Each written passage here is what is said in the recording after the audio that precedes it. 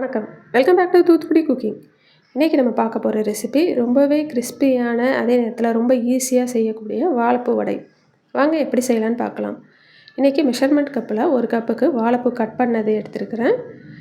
அதே கப்புக்கு 1 கப் அளவு கடலைப்பருப்பு எடுத்துருக்கேன். 1 கப் இல்லாட்டினா மான்படியில் 2 மான்படி 200 கிராம் அளவு எடுத்துருக்கிறேன். ஒரு பச்சை மிளகா கட் பண்ணி எடுத்து வச்சுருக்கிறேன். இஞ்சி சின்ன துண்டு எடுத்து கட் பண்ணி வச்சுருக்கிறேன். வெங்காயம் கொஞ்சம் கட் பண்ணியிருக்கேன். சின்ன வெங்காயம் எடுத்து கட் பண்ணி வச்சுருக்கிறேன். அதே மாதிரி மல்லி செடியும் கழுவிட்டு குட்டி குட்டியாக கட் பண்ணி வச்சுருக்கிறேன்.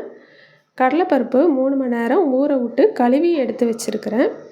இஞ்சியை நம்ம கொஞ்சம் சின்ன துண்டுகளாக கட் பண்ணி வச்சுக்கிடுவோம். அப்போ அது மிக்சியில் அடிப்படும்போது கொஞ்சம் நல்லா அடிப்படும். கடலைப்பருப்பு தண்ணி இல்லாமல் நல்லா வடிச்சிட்டு மிக்சி ஜாரில் சேர்த்துக்கோங்க. ஒரு கைப்பிடி அளவு கடலைப்பருப்பு தனியாக எடுத்து வச்சுக்கோங்க. பருப்பு கூட நம்ம வெட்டி வச்ச இஞ்சி, அப்புறம் உப்பு, 1 டீஸ்பூன் சோம்பு, இது எல்லாத்தையும் சேர்த்து அரைச்சி எடுத்துக்கலாம். தண்ணி அதிகமாக விடாதீங்க. தண்ணி விட்டிங்கன்னா அப்புறம் வடை ரொம்ப தண்ணியாக வரும், தட்டை வராது. பருப்பு அரைக்கும் போது தண்ணி தெளித்து அரைங்க, ஊற்றிடாதீங்க. இப்போ நம்ம பருப்பு அரைச்சி எடுத்தாச்சு. அது கூட கட் பண்ண வெங்காயம், பச்சை மிளகாய், மல்லித்தழை, கட் பண்ணி வச்சுருக்கிற வாழைப்பூ, இது எல்லாத்தையும் சேர்த்து ஒன்று போல் பிசைஞ்சு விட்டுக்கிடுவோம்.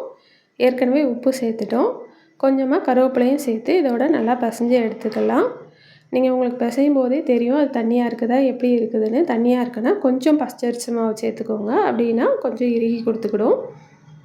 இப்போ இதை நமக்கு தேவையான அளவு உருண்டைகளாக போட்டுக்கலாம். போட்டுட்டு கையில் வச்சு அமுக்குனிங்கன்னா நம்மளுக்கு வடை ரெடி ஆகிடும்.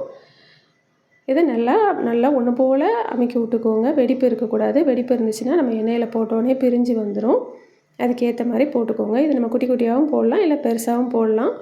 போடுறது எல்லாமே ஒரே அளவாக போட்டிங்கன்னா ஒன்று போல் பொரிஞ்சு வரும்.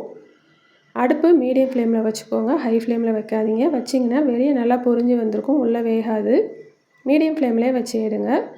அது போட்டு 1 நிமிஷம் கழித்து திருப்பி விடுங்க. உடனே திருப்பாதீங்க. அந்த பபிள்ஸ் அடங்கினதும் திருப்பினீங்கன்னா அந்த பக்கம் கொஞ்சம் வெந்து வரும். இப்போ நம்மளோட வடை சூப்பராக ரெடி ஆயிடுச்சு. அதை வெளியே எடுத்தாச்சு. நம்மளோட கிறிஸ்பியான வாழைப்பூ வடை ரெடி ஆயிடுச்சு. நாங்கள் இப்போ சாப்பிட போகிறோம். நீங்களும் உங்கள் வீட்டில் செஞ்சு பார்த்து சாப்பிட்டு எப்படி இருக்குன்னு சொல்லுங்கள். என் சேனல் பிடிச்சிருக்குன்னா லைக் பண்ணுங்கள், ஷேர் பண்ணுங்கள், சப்ஸ்கிரைப் பண்ணுங்கள். ஏற்கனவே சப்ஸ்கிரைப் பண்ண சப்ஸ்கிரைபர்ஸ்க்கும் வியூவர்ஸ்க்கும் என்னோட நன்றிகள். நன்றி, வணக்கம்.